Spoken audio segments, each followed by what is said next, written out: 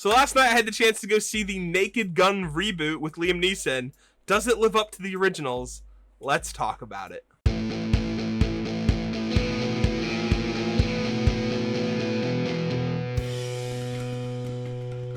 So like I said, last night I went to go see the Naked Gun reboot starring Liam Neeson.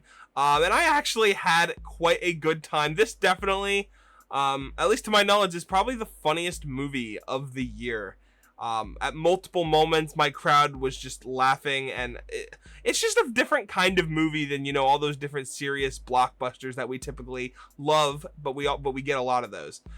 So real quick before we kind of dive into this, just know that this review will be spoiler free, so you don't have to worry about spoiling the movie for yourself. And before we get into the actual review, I did want to show off, like I usually do, the goodies that sometimes we get at the theaters. This is a poster. And basically it just says, I want you, like the Uncle Sam, but it's, yeah, to pull my finger. Very on brand with how these movies are.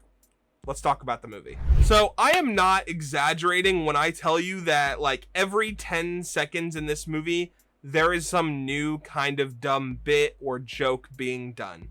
There are moments when it's like a little longer than that, but for the most part, that is literally the span between like every little bit or joke.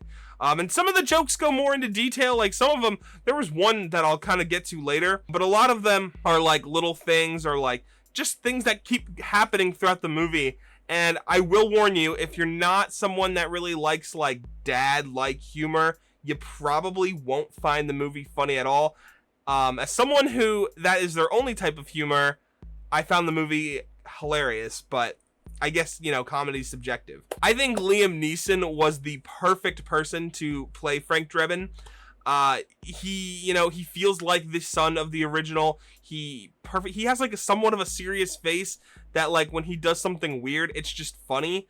And all of everyone else in this movie just compliments him very well. So you heard me talk about how, like, a lot of times, you know, in the big Hollywood, right, we get a lot of these big blockbusters that are, you know, sci-fi and action, and I am a lover of all of those. You know, that's literally what I talk about here on the channel. But it's nice sometimes we can get a movie that's just about comedy, because there's not much comedy going on these days. It used to be a big thing back in the 80s and the 90s, but, you know, ever since then, it's just there've been fewer and fewer, and this is one of those, you know, comedies where I'm like, yeah, like that's exactly more of what we need.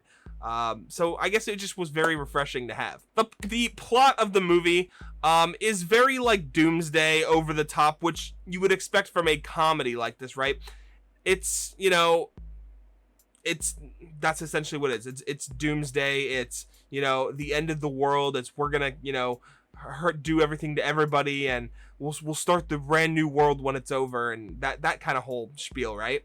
And it works for the movie. It's easy to follow, no complaints. One of the things that I really liked is that they mixed a lot of new age comedy with like current events and like things that, like, you know, some people, like older folks, might not quite get, with older jokes and like older bits, like movie tropes and stuff like that. So I don't know, it made for a different vast majority of different like comedy. The action scenes are also pretty funny, as a lot of them, there's a lot where just like you think they're gonna go one way and they go completely off the rails and don't do what you're expecting. Again, which just makes the movie that much more interesting. There is this one sequence in the movie, I'd say it's closer to like the end of the second act, where it's like a joke that goes on for like 5 minutes. And it's like, you know, it's like a total like, hey, this is going on right now. We're going to take 5 minutes and we're going to completely like just go into this funny like bit joke thing. And it does kind of have its like merits as to why it exists, but the scene is taken so far out of proportion that it literally becomes like a horror action movie for like a couple minutes, and is like, it's just funny. I don't know. I just like thought it was funny that they even decided to include it. Pamela Anderson also makes a great addition to this movie. There's a whole sequence where she's like trying to sing in some club, and it just goes like, she's like, woo, woo, woo, woo, woo. Like literally that's exactly what she's doing. I don't know. It was weird. It was fine. The two of them, there's also a bunch of scenes with the two of them, and obviously they are romantic partners by the end of this movie, which you could probably guess just from looking at a poster or a trailer.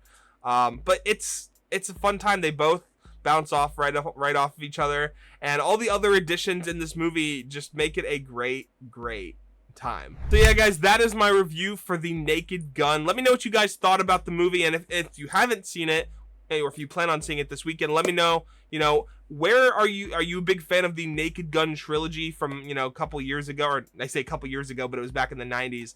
I've watched a couple of them. I think I've watched all three of them, but it's been a long time. I used to watch them when I was a kid. And I remember enjoying them, but I think that this is such a good way to do a reboot, especially a comedy reboot, because sometimes a lot of those do not work, but this one does, and I'm glad they made it. And honestly, I would even say, like, go for a sequel of this movie. So let me know what you guys thought about the movie. Subscribe so you don't, miss any more videos coming out. I'll see you guys in the next one. Peace, Colonels.